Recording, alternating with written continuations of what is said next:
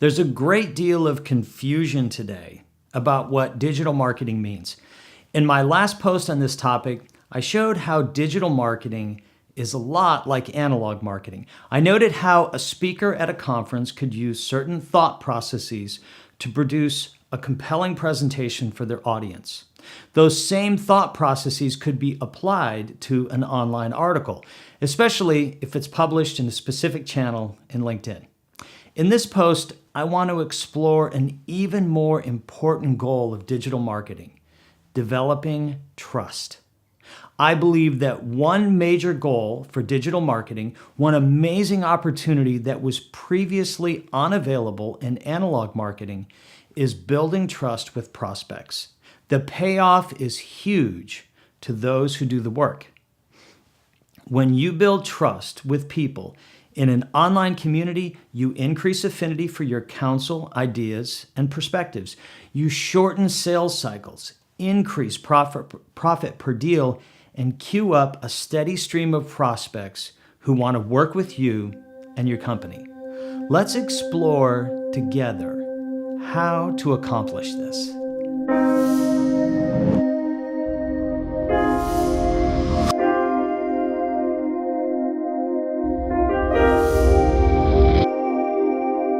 Okay, let's start by defining some things that are not good for building trust. I'd like to introduce one simple principle here that I think trips up a lot of people. If you wouldn't say it in the analog world, you shouldn't say it in the digital world. Think about it this way. One goal of digital marketing is to give an online audience a sense of what it's like to work with you and your company, the kinds of ideas you might discuss, the feeling of what it's like to sit across the desk from you. So I'd like to recommend this guiding principle.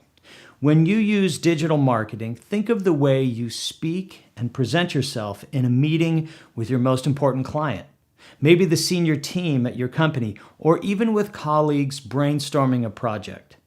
However you speak and present yourself in these types of meetings should be a guide for how you speak and present yourself in the digital world. This immediately rules out certain types of language unless you work at very different types of professional service firms than the ones I serve. For instance, would you ever say to the CEO of your company, "Hey, I've come up with a great hack to grow 20% next quarter"? Would you ever say to a client, "I think we can cheat the system if we just take these steps"? Would you ever say to colleagues when you're brainstorming an idea, "I think we can use this idea to trick 20% more traffic to our website"? Hacks, cheats, and tricks all suggest a mindset that does not inspire trust. These comments indicate some things about a person, the type of character they have. Do you want to be thought of someone who believes in hacks, cheats, and tricks? It sometimes appears to me that people use this type of language to show that they're part of the cool in crowd, the digerati. I don't believe that the people that you want to connect with and build trust with really care about the digerati crowd. But they do care about finding someone they can trust, someone who is knowledgeable and ethical, and someone who has insights that can help them achieve their goals.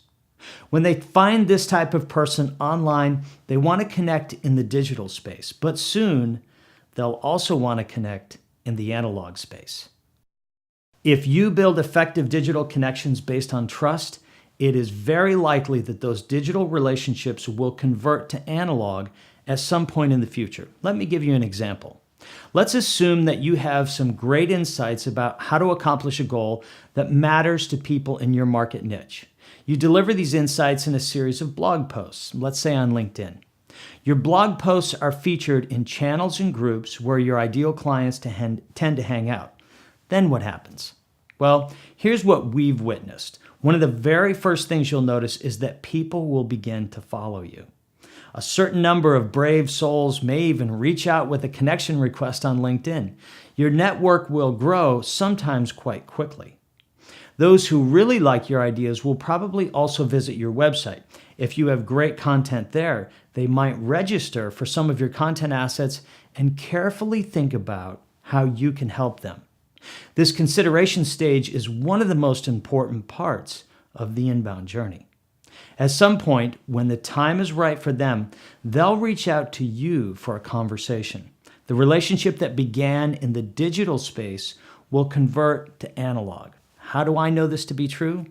Well, let me tell you about a phenomenon that happens to me quite frequently now. I produce quite a number of online videos that accompany my blog posts. When a prospect requests a conversation and we first begin the call, they'll often say something like this: "It's nice to hear the voice I've been listening to for months now online." When I look at their behavior score in our marketing automation system, sure enough, they've been watching my videos. They feel as if they already know me. Although I've never met them, we've formed a digital relationship which is about to become real in the analog world. When I was in high school, there was a saying painted on the wall of the gymnasium. I'm sure you've probably heard this saying: "You never get a second chance to make a good first impression." This saying has stuck with me for years. The same thing is true in the digital space. The impressions you make through your website, your blog posts, and your LinkedIn profile, well, they say some things about who you are as a professional. I'm not talking specifically about messages in the written copy of these areas. I'm talking about the presentation of these digital properties and how they communicate nonverbal messages. Let me be specific just for a moment about three important areas. One, your photograph. Two, your LinkedIn and other social media profiles. And three, your blog posts. When you look at your personal photograph today on any of your social media profiles or on your website, does it communicate the image of a trustworthy and capable professional? Does it inspire confidence that you are a person of integrity, friendly, easy to work with? Does the picture look like it was taken by a professional photographer, or maybe does it look like it was taken in someone's backyard when you were at a dinner party? Do you have some work to do here? What about your LinkedIn profile? Does your profile include a mission statement for who you serve and how you help them? Does your profile describe your ideal client so a person reading your profile can figure out quickly whether or not you might help them? Does your profile include posts that are insightful and contain great ideas for prospective clients? Or does your profile simply list your resume and educational background? What about your blog posts? Are they professional? Do they use appropriate grammar and sentence structure? Are the posts long enough to demonstrate that you've really thought about what matters to ideal clients and can articulate those thoughts? Are your posts short enough that someone can quickly read them? Are they respectful of a person's time? You see, all of these factors go into making a good first impression. They also make a statement about you. They say that you care about the way you present yourself to the world. This sets expectations with prospective clients. If you care enough to get the details right for your personal brand, you'll also care about getting the details right for any project you would work on for that client. Now that's an important message. Making a good first impression is an important step in building trust, but it's not the only step you should take. If you really want to set yourself apart, you need to show, not just say, that you are an expert. You need to demonstrate some fresh insights that may not be entirely intuitive to prospective clients. You need to make sure every point of contact in the digital sphere is value-laden, where you are not asking for something, but instead giving people something.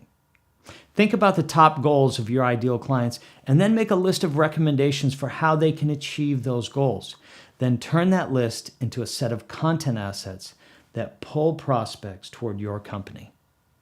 For many leaders of professional service firms, it's hard to understand how to pull prospects from the digital sphere into the analog sphere. It's hard to envision how you build trust with people that you've never met. Sometimes this feels completely ethereal and impractical. It can feel like a foreign land and a foreign language. Do you know this feeling? However, there is no doubting anymore the power of digital marketing. More and more service-based organizations are beginning to realize that since they've always been in the relationship business, they need to become masters at building digital relationships. Do you believe that you have tremendous opportunities in the digital space that you haven't capitalized on as yet? You know what? I'll bet you're right. This is why I want to recommend a great next step for you. I've written an ebook called 10 Things Service Websites Must Do to Drive Revenue. This free and valuable resource provides all sorts of ideas about how you can master digital marketing to build relationships of trust with organic prospects. When you register for this ebook, you'll also get access to the audio ebook that makes it easy to listen to the ideas on a plane, while exercising, or maybe even while gardening or just relaxing.